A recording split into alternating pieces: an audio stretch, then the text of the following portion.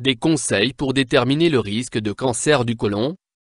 Le Dr Éric Vaillant, gastro-entérologue à Lille et président du comité d'organisation des côlons décrit les symptômes et facteurs de risque devant faire l'objet d'un dépistage précoce, qui permet de guérir 9 cas sur 10. Quels symptômes doivent alerter?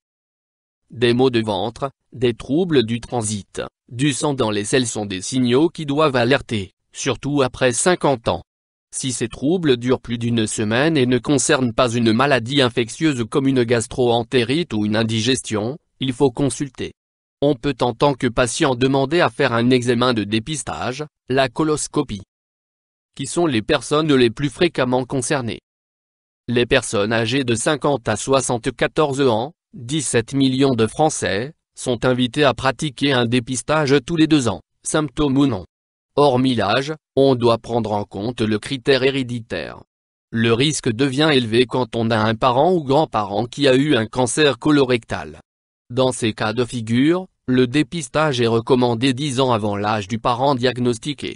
Les personnes qui ont déjà eu un cancer du côlon ou des polypes, liaison précancéreuse, doivent être contrôlées tous les 3 à 5 ans. Les maladies chroniques inflammatoires, Crohn, rectocolite hémorragique, constituent aussi un facteur de risque. Le mode de vie peut-il jouer dans le déclenchement du cancer colorectal? Oui.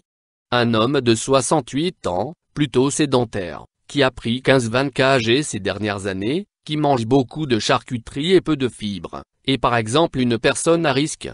L'alcool, le tabac et le diabète sont aussi des facteurs de risque. Globalement, les hommes sont davantage concernés par ce type de cancer. Pourquoi, selon vous, seuls 30% des plus de 50 ans se font diagnostiquer? Faire des examens quand on n'a rien du tout n'est pas une démarche qui est rentrée dans les mœurs.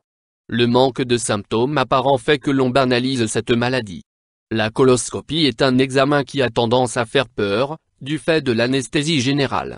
La crainte que l'on trouve quelque chose joue également sur le fait de ne pas passer à l'acte. Pourtant, la coloscopie est préventive, elle permet d'identifier des polypes bien avant l'apparition d'un cancer. Jusqu'à quel âge doit-on continuer à se faire diagnostiquer? Le dépistage est préconisé entre 50 et 74 ans mais c'est une erreur de ne pas être dépisté après 75 ans. On sait qu'après 85 ans, le cancer du côlon est la première cause de mortalité. Le cancer colorectal, qui touche le côlon et le rectum, concerne chaque année en France 43 000 personnes, dont environ 19 500 femmes et 23 500 hommes. Troisième cancer le plus fréquent, il est pourtant le deuxième en termes de décès avec 18 000 morts par an. YouTube Dr Alabé,